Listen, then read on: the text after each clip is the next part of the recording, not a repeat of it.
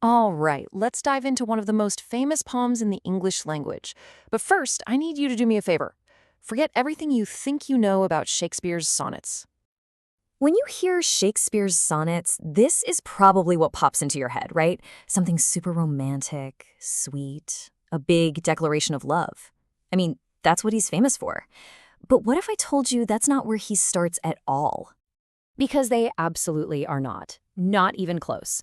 That famous line, that's from Sonnet 18. The story actually begins in a much, much different way. That's right. The very first of all 154 sonnets isn't a love letter. It's a cold, logical argument. Honestly, it reads more like a legal summons than a piece of poetry. So, what we're about to break down isn't a love poem. It's really a lecture on legacy, a powerful, persuasive case aimed at one very specific person. See, the first 17 sonnets are what scholars call the procreation sonnets. In all of them, you have this older speaker who is just relentlessly hounding a handsome young man, the fair youth, to get married and have kids. And not because he's in love with him, but because he sees the youth's beauty as something that just has to be preserved.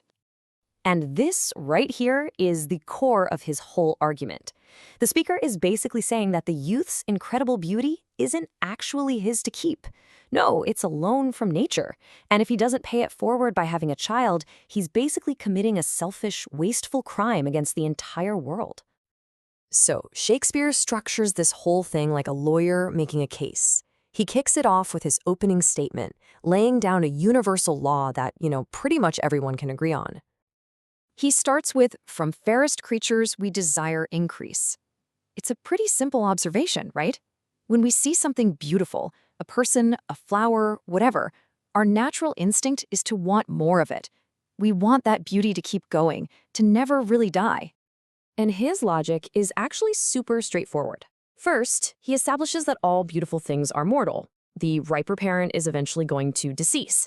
So the only way to cheat death is to have a tender heir who can carry that beauty's memory into the future.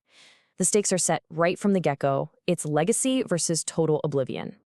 Okay, so after he's established this general rule of nature and gotten us all nodding along, bam, he pivots. He stops talking about fairest creatures and points the finger directly at the fair youth. The argument is about to get personal.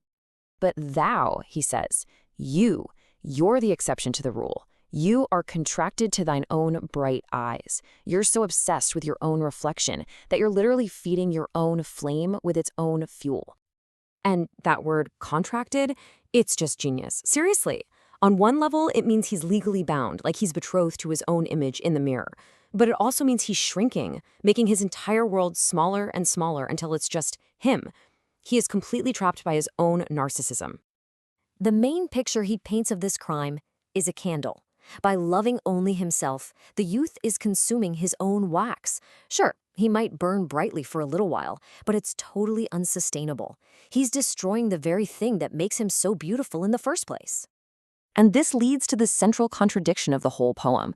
The youth has an abundance of beauty, but by hoarding it, he's creating a famine. He's become his own worst enemy, being too cruel to the very same sweet self that he's supposedly so in love with. Then Shakespeare coins this incredible insult, tender churl. Think about that. Tender is all about his youth, his softness, his beauty. But a churl? That's a greedy, stingy, low-class miser. He's saying, look, on the outside you might be beautiful, but on the inside your spirit is ugly and cheap. Ouch.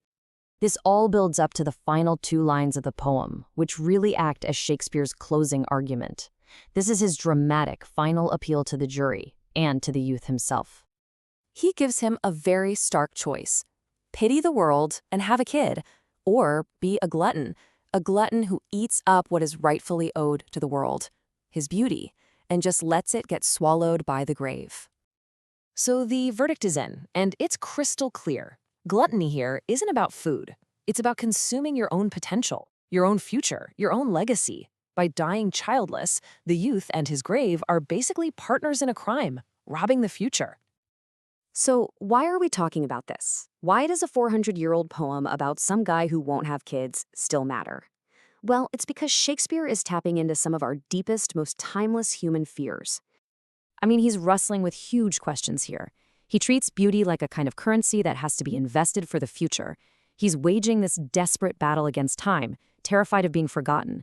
And he perfectly frames that classic conflict between what we want for ourselves and what we might owe to the world. So, in the end, the youth is standing at a fork in the road. It's a clear choice. Down one path, he creates a legacy, passing his beauty on. Down the other, he chooses gluttony, just consuming everything for himself in the here and now. And that path, well, it leads to only one place: the grave, oblivion. So, no, Sonnet 1 is definitely not a love poem. Let's put that idea to rest. It's a tough, logical, and honestly a brilliant piece of persuasion. It's an argument that the things we have, our beauty, our talents, our knowledge, they aren't just for us, they're for the future. And when you strip away all the fancy language about roses and airs, the fear that's driving this entire poem is incredibly simple, and it feels really modern. If you don't leave some kind of mark on the world, what was the point? Did you even really exist? Which leaves us with a pretty heavy question, doesn't it? It's the central anxiety of the poem, and maybe it's one for all of us. If you don't pass on what you have, did you ever really have it in the first place?